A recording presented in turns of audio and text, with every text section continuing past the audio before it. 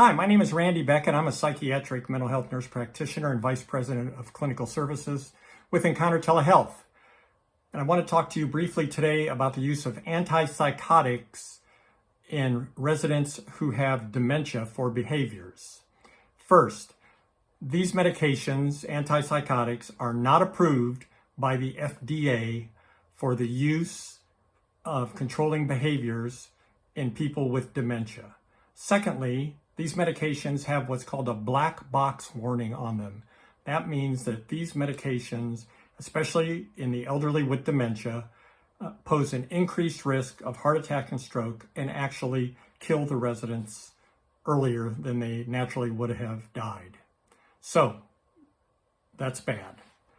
The next thing in nursing homes is that CMS has strict regulations against the use of antipsychotics, except for residents who have one of three diagnoses: Tourette's syndrome, Huntington's disease, and schizophrenia. Those are the only three diagnoses approved by CMS for the use of antipsychotics in nursing homes. These drugs are serious. Anyone who is on one of these medications, number one, should have a psychiatric evaluation to determine perhaps they do have one of those other diagnoses, such as schizophrenia.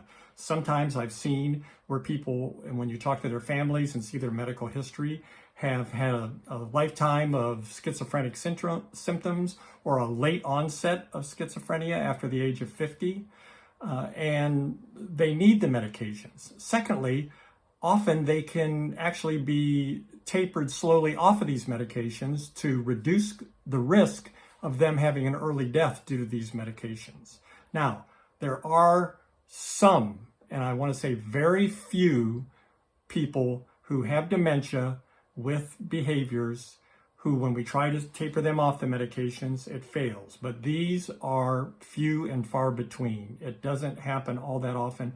Most are able to get off of the antipsychotics or be able to be switch to another medication, which is not an antipsychotic and does not pose that risk, in order to help control their behaviors, a lot of time which is related to anxiety. So please, these folks who, if they're on an antipsychotic, really if they're on any psychotropic medicines, but especially with an antipsychotic, they need a psychiatric evaluation, which is of course what we do at Encounter Telehealth with our board-certified psychiatric mental health nurse practitioners. So please remember this. You can contact us with any questions. We are happy to help you. Thank you.